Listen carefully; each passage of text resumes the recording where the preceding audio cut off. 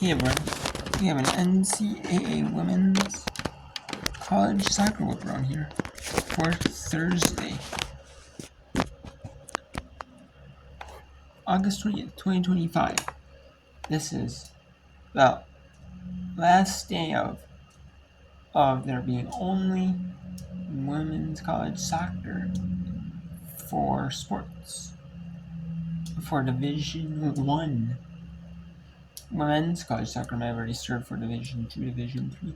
Other sports have started for Division 2, 3. But either way, right now, we have with the women's season. It started last week Thursday.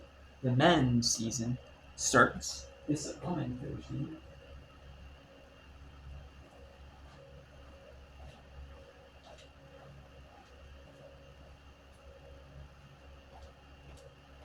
And that is tomorrow, actually. Men's season starts. So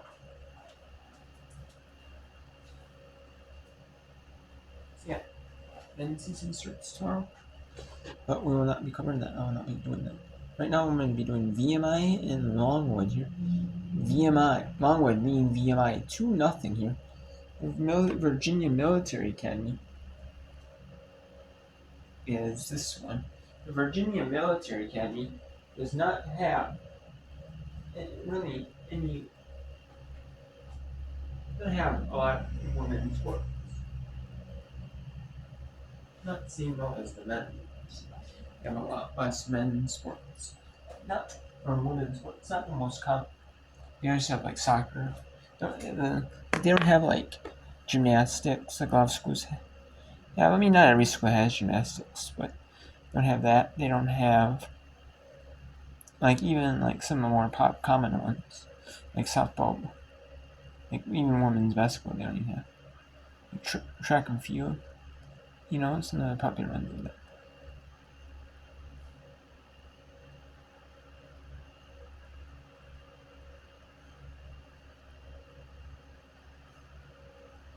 Now let's get you to the action here, Longwood.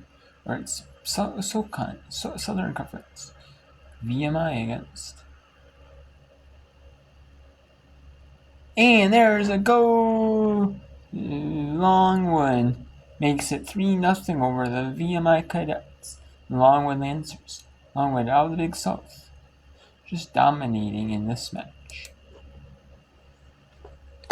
Just pure inertia is enough to get her to score. And again, I mean, it's a pretty simple play. It's a really nice ball along the right wing.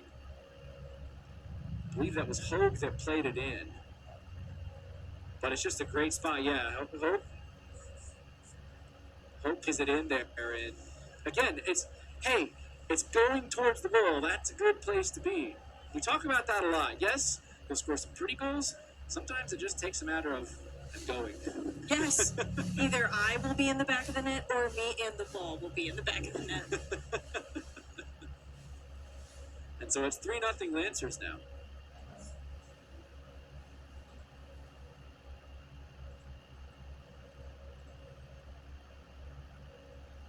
And now Longwood's offense, like we said earlier, found their rhythm, and I think that you can see how they're moving. They're feeling dangerous on the ball. Yes.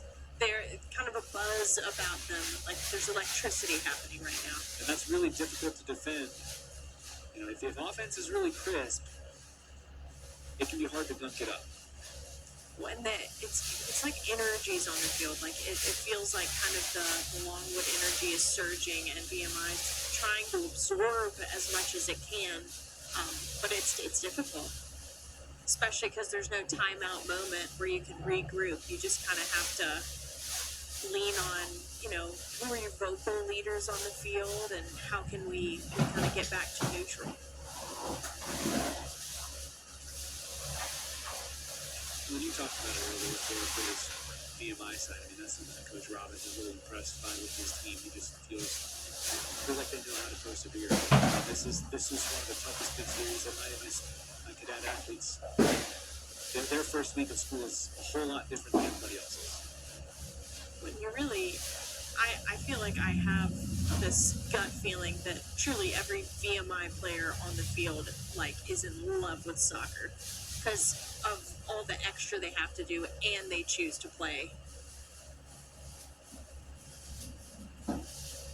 Near dance with disaster in the back for Longwood. Reed hesitates and waits to try to pounce on something. And again, sometimes those fast forwards.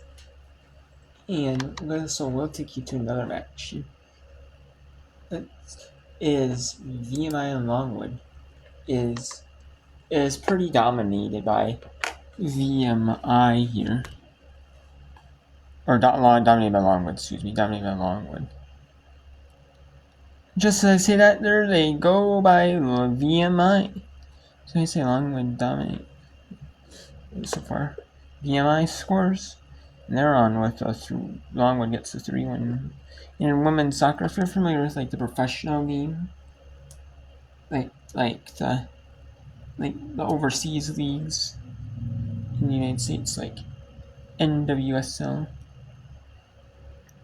like in the United States or USLW league, you know that their clock, like in college soccer, their main difference, the clock stops for a goal when goals are scored, when there's injuries, and for like reviews, that type of thing. If some conferences have reviews, some do not, but the clock stops then.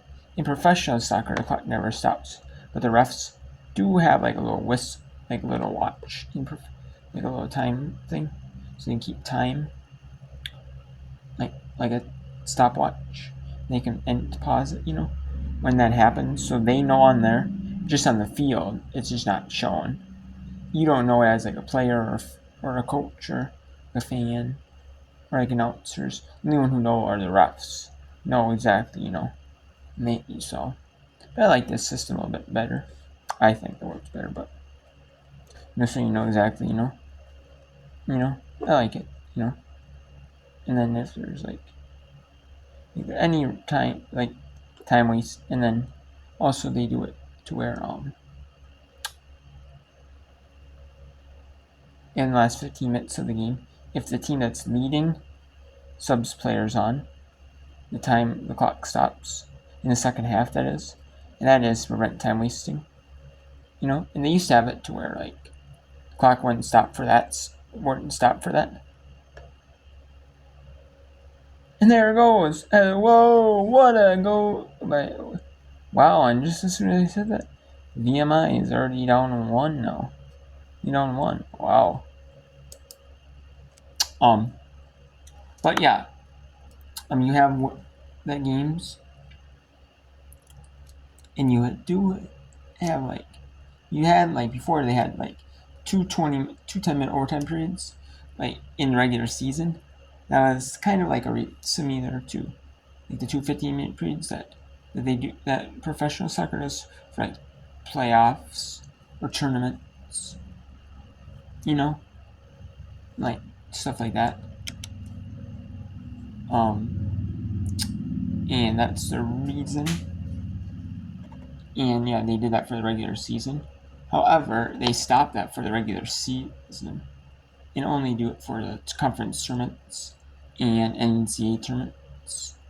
And they do that so that the players aren't putting a lot more strain on their bodies. Like they're playing unnecessary minutes when why is professional soccer do ties?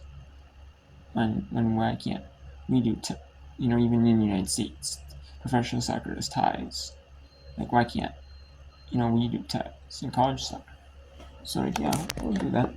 That was implemented a few years ago. It's a nice change because it just a lot of times, even if it was golden goal, like you scored a game winner, it was over. But sometimes you play 20 minutes, sometimes you might play a minute. So it's kind of nice though that it shortens up these times, and it keeps on par with professional soccer. And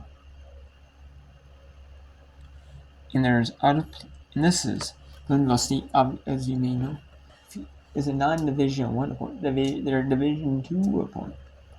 They're taking on Marshall, a Division 1 opponent. sometimes, you have teams that are Division 1. They're non-Division 1.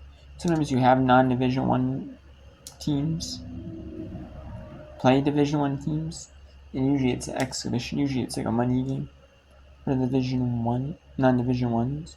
Usually they get like a little bit of money to come and play there, and then Division 1 will pay them. They get paid when those states say, you get $1,000 to come and play here. Or you get like $5,000-$10,000, some sort of money amount, and then what they'll do is they'll play Division 1 at their campus, and then they'll they get money.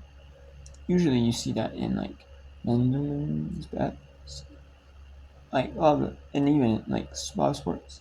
Smaller schools will come play it than big schools. In Division 1 they'll pay hey, you come here, we'll give you some money if you come and play here. Like this, a certain percentage of tickets. Off this game, like a football game, we need $1 million on ticket sales. We'll give you like $100,000 to come and play. So that's what they do here. A certain percent. But then Division 1s don't treat it as an exhibition game. They don't. They use it as like a regular season game. The non-Division 1s, however, you do it as an exhibition game. It counts as an exhibition for the non-Division 1, and for the Division 1 team, it counts as the regular season game. Because usually the Division 1 schools beat the non-Division 1 teams in most sports. But there's sometimes where, you have like the odd exception where there is a blowout sometimes. Or not blowouts, but sometimes upsets. I've seen him, like the women's basketball had every single, like what I was doing last year, every single game on there. And, on their list, you could filter by non-Division 1 opponents. Sometimes there was like the non-Division 1 opponents, and they would beat actually Division 1 opponents or make it like a really close game. And it was like, wow, Like I know sometimes coaches will try new things out, let new players and certainly have to try new things out, or give players more. They don't get a lot of playing time, more playing time. Yeah, I know, typically, but still, you at least want to make sure it's, win the game. If you need to, put your regular starters back if you absolutely have to,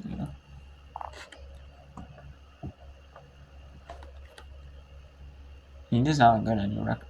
For the non-Division 1s, even though it's an exhibition game, it count for the NCAA tournaments. You don't get an automatic bid. That again, a win against a non-Division 1 opponent definitely helps boost you in your tournament. Or like if you're Division 1, 2, and the win against Division 1 helps. Or Division 3, you gotta win over Division 2. Or higher divisions like that. So now Marshall up 3-0 on Glenville State. Now I'll take you here to Lehigh at LaSalle here. This is the 26 minutes to go now. Lehigh is playing Lehigh at LaSalle. It's a dual-purpose field, so it's used for soccer, and I can see like the little, like the circle.